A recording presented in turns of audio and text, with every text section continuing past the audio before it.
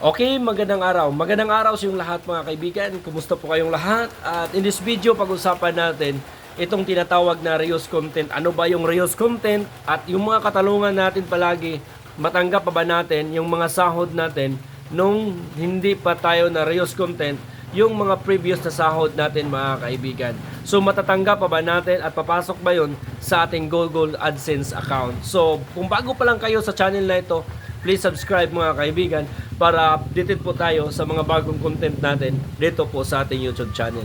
So mga kaibigan, ang video na ito ay base po sa ating experience nung tayo ay na-reuse content. At hanggang ngayon mga kaibigan, December po ngayon, hindi pa rin nabalik yung monetization natin dahil hindi pa tayo pasok sa 3-month suspension ng YouTube sa ating YouTube account. So ngayon mga kaibigan, ano ba tong reuse content? So itong reuse content mga kaibigan, ito yung mga content na ina-upload na ng ibang mga YouTuber or mismo sa original na YouTuber. So hindi man tayo kumukuha tayo ng mga video galing sa yung mga tinatawag na free nga video, hindi po tayo makapiright, wala pong copyright claim yung video na kinuha natin dahil ito'y free. So meron pa din tinatawag na reuse content. Itong reuse content mga kaibigan, ito ay violation ng YouTube na matatanggal po yung monetization tools natin at hindi na po tayo kikita sa bawat video na sa bawat play ng video sa mga upload natin.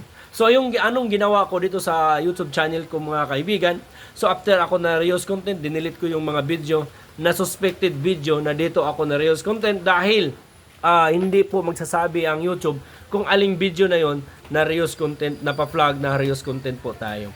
So dinilit ko mga kaibigan yung mga video natin at nag-appel po tayo doon sa YouTube. So nag-appel po tayo at hindi po tayo nakalusot, hindi po pinayagan yung apela natin at nangyari 3-month suspension ang YouTube channel natin. So ano ba ngayon ano bang nangyari sa salary natin? So that time mga kapatid, mayroon akong $1,800 na sasahurin sana. That time, $1,800 na sasahurin ni YouTube sana. So ang nangyari mga kaibigan, na reuse content po tayo at ang tanong, natatanggap ba natin ang sahod natin? Mula October 1 hanggang October 30, yan ang covered ng buong isang buwan sa YouTube channel natin. At yung isang buwan na yan, 1 to 30, ay isa-sum up yan. Ipapasok yan sa Google AdSense natin mula November every 7 to 14 of the month. So every 7 to 14 of the month ay yung pera na sana napapasok sa yung pera, yung earnings natin papasok doon sa Google AdSense natin at saka 21 hanggang 26 yan yung pera na papasok sa bank account natin through wire transfer. So ang tanong mga kaibigan, natanggap ba natin yung sahod? Yes po. Nung 14 of the month of November, so October 30 po ako na reuse content, na flag, na suspended yung account ko.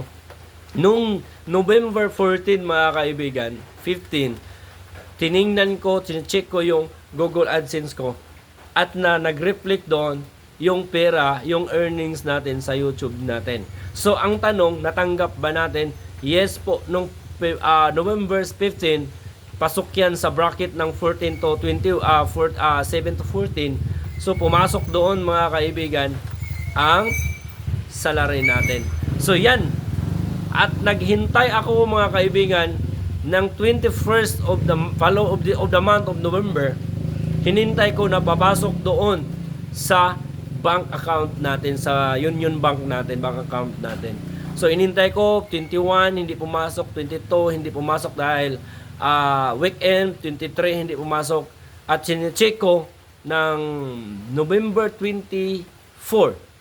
Yes, Monday 5:30 ng hapon pumasok yung pera sa bank account natin. So ito yung sagot mga kaibigan. Reuse content, matatanggap pa ba yung sahod? Previous na sahod before tayo na reuse content. Ang sagot mga kaibigan, yes, natatanggap natin. So yung mga katanungan dyan, Huwag kayong maniwala doon sa YouTube, sa mga comment doon.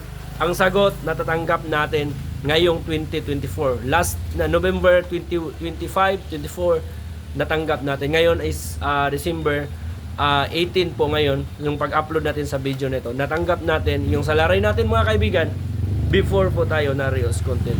At sana po in this video mayroon kang natutunan at ako'y nakakatulong sa inyo. And don't forget to subscribe and comment po sa baba kung ano yung mga katanungan nyo. Maraming salamat po at shalom po sa inyong lahat.